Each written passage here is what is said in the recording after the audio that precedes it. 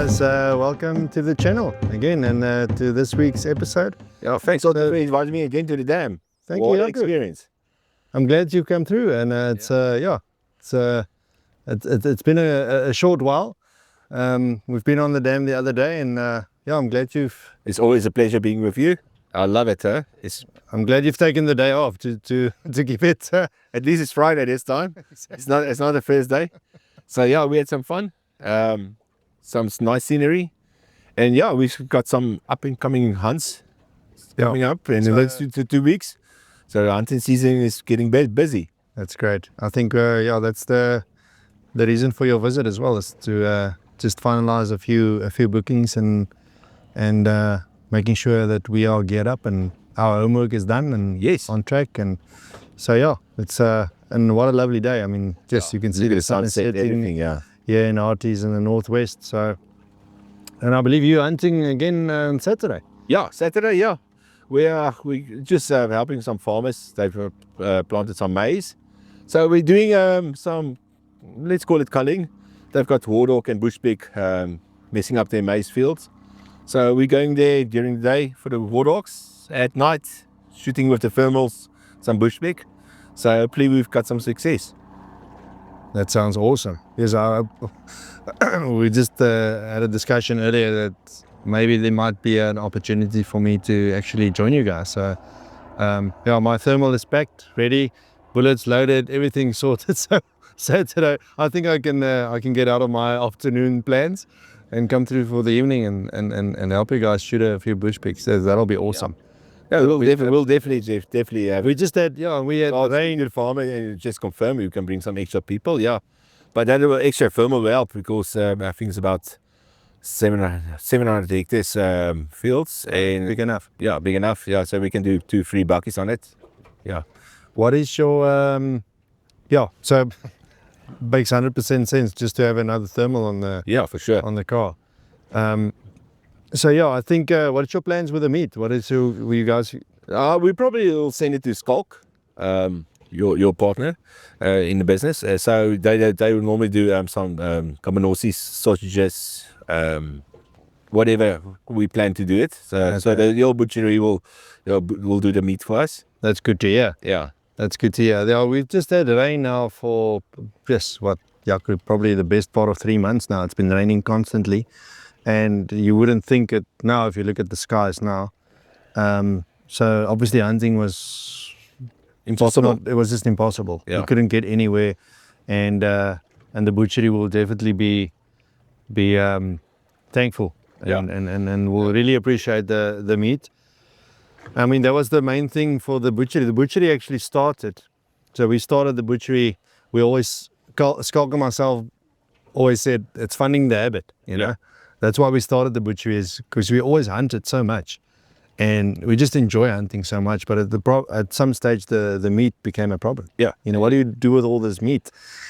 And that's why we said we always sold it off to other butcheries. Exactly. And why spend the money to get your meat done to make your own meat? Exactly. Yeah. So we started processing our own meat and selling that off, and we're still joking to this day about funding the habit. So we're actually funding ourselves, getting at least a good portion of the money back. Yeah. And obviously the meat goes to good use then. Of course. And so it's always everybody wants game meat. Not everybody hunts. So a lot of people in the cities enjoy game meat, but they don't got the equipment or the facilities to go hunt. So that's why we are there. Supply them. 100%. I think also I don't know if you've realized lately, but I mean, all the diet plans is got venison in it. Venison is now a big thing. It's been a big thing for quite a while, but every diet I see these days has got venison as part of their diet plan. It's lean meat. Yeah, it's healthy. It's lean. It's grass fed. So it's not a basic crawl you put in cattle, you put in fat. It's lean, no fat. Yeah. It's healthy meat.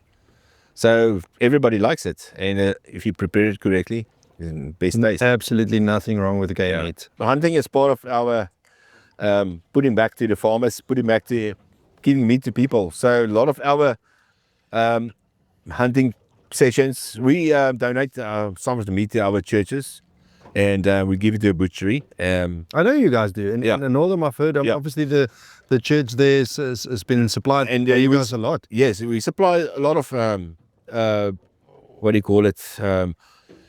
Often children we supply them with meat and that. So that's part of the hunting. It's just not about making money every day. Yeah. It's giving back. So that's why the meat part is giving back. Very important now. Yeah. I always have the discussion with people that approach us that, you know, especially the greenies, and that we're not contributing to wildlife in a way that they think it's positive. But I mean, my argument is always that, I mean, being a hunter is such a big contribution to conservation. And that's the word I'm looking for. Yeah. So I think, you know, especially overseas clients that we're hunting with, is we're always targeting old, mature bulls, animals, males. You know, we the animals that's done their part, and it's exactly. You know, it's already done their bit in the herd, and they are out of the herd actually. So they're not part of the herd anymore. Exactly. So they just. And I grew up like this. You know, we've so many old farmers on their farms always used to have a little price tag on an impala male that was always a bit higher than shooting the old male. You know, they always had this thing called a 𝗥𝗶𝗳𝗹𝗀𝗀. Which was the herd ram. That was the one he wanted shot because he wanted the new blood to come in also, and I think that's why trophy hunting is such a passion for us, because it eliminates all that.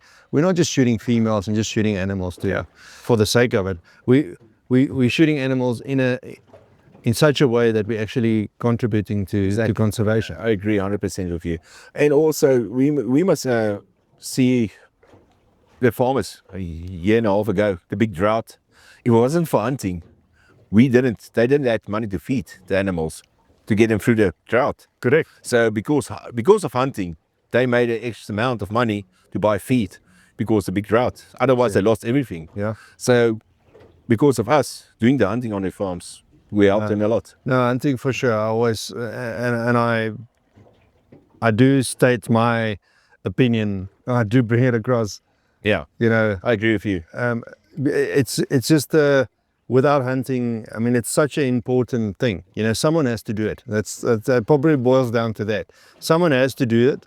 It's like a plumber, you know, someone has to do it. Not everybody enjoys plumbing, but some guy needs to actually do it and get the job done. And I think that's why, I mean, for us, it's now a passion also. So it's not really it's not a job. We don't look at it as a job. It's really something that we're passionate about and we enjoy.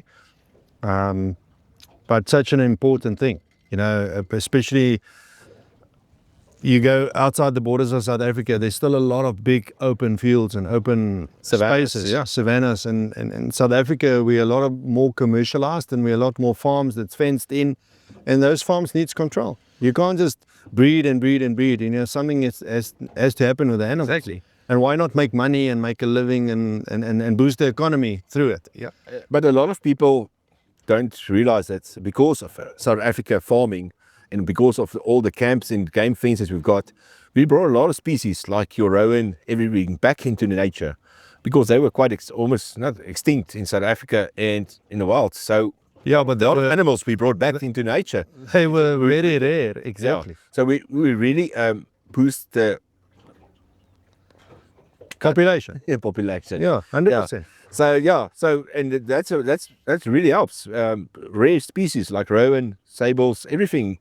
South African farmers, game farmers, you know, brought it back. 𝗥𝗶𝗳𝗹𝗀, a funny thing that when I actually did a construction project that I project managed quite a few years back in Kenya, and obviously spent a bit of time there. And actually, in that time, I also got married to Linnell, and we had our honeymoon in Kenya, and we thought we'll go down to Mombasa, and we went to the Masai Mara. The Masai Mara, since childhood, was for me such a big dream, just to go and visit. So I said to Linnell, let's have this honeymoon just as a suggestion, because she's normally a beach child, you know. Yeah. She's a beach. That's what Zanzibar is girl. like.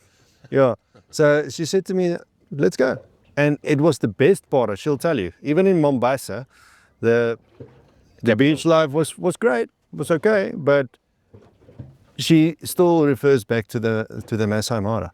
And when I spoke to the Masais there, their numbers actually decreased over the last 50 years, 50, 100 years, because they're not hunting. And not only in the park, but throughout Kenya. Hunting is just, it's illegal. Yeah, so they stopped it. They don't hunt in Kenya. And if they hunt, it's on permits out of our reach. Yeah. But it was so interesting that the numbers actually decreased. So wildlife can't sort itself out. Yeah, that was the motto that I got out of it. There's no way that wildlife can sort itself out. At some point the lions are going to be too much, or the game is going to be not enough, or whatever. So their numbers actually decreased because there's just too many lions. Yeah. And where we have our small little farms, and each farmer is looking after its animals, we actually we boosted the population so much. I mean, you know now, how many farmers do you know, and his neighbors got game, and so many farmers don't even hunt at all. You know, they'd rather do a game capture and send it to other parks. So I think South Africa is such a unique breeding capital for game. Yeah, of course. We've probably top far succeeds the other countries. Yeah, top in Africa, yeah. But if you look again, if you don't do what we're talking about now, taking out animals, look at what happened in 𝗥𝗶𝗳𝗹𝗀 last year, with all the overpopulation elephants. There's about, I think they need to cull about 1,500 elephants. Jeez, in 𝗥𝗶𝗳𝗹𝗀. Can there be so many elephants there? There's more than that. Sure. So there's no more vegetation for the elephants. There's no more trees. So the elephants, the same as Botswana. They said we need to cull the Botswana elephants because we've got so many. Botswana is big as Texas. So we need to control them because nothing else catches elephants. No. So maybe a lion or two, or natural causes, but nothing else catches. So you need to keep the population down. So 𝗥𝗶𝗳𝗹𝗀 is a game reserve here in northwest Limpopo. Yeah. So you need to keep the population down. Otherwise, they kill the habitation for any other animals. So small birds, everything nest in trees. So there's a big problem. Yeah, it boils down. I mean, now whatever can reach the tree, once the elephant has damaged it so much, then you go down to your eland and you go down to your kudu, and then everything. It just boils down to everything else. That's a big crisis at the moment. And they go, so hopefully they plan to put it out on tender to just go cull some elephants. So that's why what we do with our hunting helps everybody. Yeah. Because you just leave all the game there, they will die of natural cause, or they just overfeed the farms. Exactly. And then they will die anyway. So at least we'll bring some money into the country. Yeah, and that way obviously the butcheries also, they survive. And I can remember in COVID, every business was basically shut down and closed, and at some point we got some permits going for ourselves to at least do some hunting and get some of the farmers doing a bit of turnover. And then also the butcheries, so we actually made these butchery permits that we could still legalize. Essential work permits. Essential work permits. Yeah. And then, I mean, that way we at least made a plan. And that's the beauty of South Africa and South Africans, is we could always make a plan. Just make a plan. Yeah. They call it in Afrikaans, a boeremakeplan. Boeremakeplan. So, but that's the thing. Doesn't matter what the circumstances is, how bad it goes. We always can make a plan, and we'll always survive because we've got meat. Yeah. Now that you mention it, that we always make plans. I saw one of the guys the other day. Joburg traffic. Yeah. So I'm going back and forth to the office, and I always look at these guys on the side of the road, and they're delegating traffic because half the time the robots is out, because in South Africa we've got a thing called load shedding. So our traffic lights, the cables are stolen. 50-50. Yeah, that's how you're not sure if it's going to work or not work. So we have a 50-50 day policy in South Africa. It might work, might not work. And this guy, he just put on a bip. I mean, you've seen it, the safety vest, and now he's directing traffic, and he's this and that. Now even the speed cop So or the police officer stops there and he's also taking instructions from this guy off the street. There's a Just local put the guy. vest on. He's got no qualification. Just a local guy. It was just so funny that with the plans we will make just to survive. Exactly. And the thing is, and it works. Yeah. It works. No, 100%. So That's that guy is really is creative. It makes it works. So yeah. But it was just so funny that the actual police officer, the guy with the qualification, is taking instruction from this guy. Okay, no problem. I'll turn left. He's probably too scared to stop there to do it himself. But anyway, yeah. So your hunt is on Saturday, and yeah. Anything else coming up? Yeah, in about 2 weeks' time, end of April, about the 28th of April, I'm taking some local guys. We're gonna shoot some kudu at in the sunflower fields. So the guys who planted sunflowers, the kudus are quite a problem. Kudus love sunflowers, so they'll mess up a field quite quickly. So I'm taking guys for night hunts on the sunflowers, and yeah, hopefully we'll get some about 5 or 6 or 7. I'm sure we'll see some footage of I'll that. and definitely, we'll share it. some photos, and maybe there's some big bulls running around there. Nice. So yeah, hopefully we're lucky. We'll make sure that Elma goes along on this, and Yeah. running our social media and our photographer, and get some nice footage that we can share with you guys. So yeah, that'll be great. Yeah, we'll do some night hunting, and I think it's going to be fun. Thanks again for inviting me for today. No, thanks to you, Jaco. always a Nice pleasure. seeing you. Yeah, Always nice to see you, my friend. always nice to see you.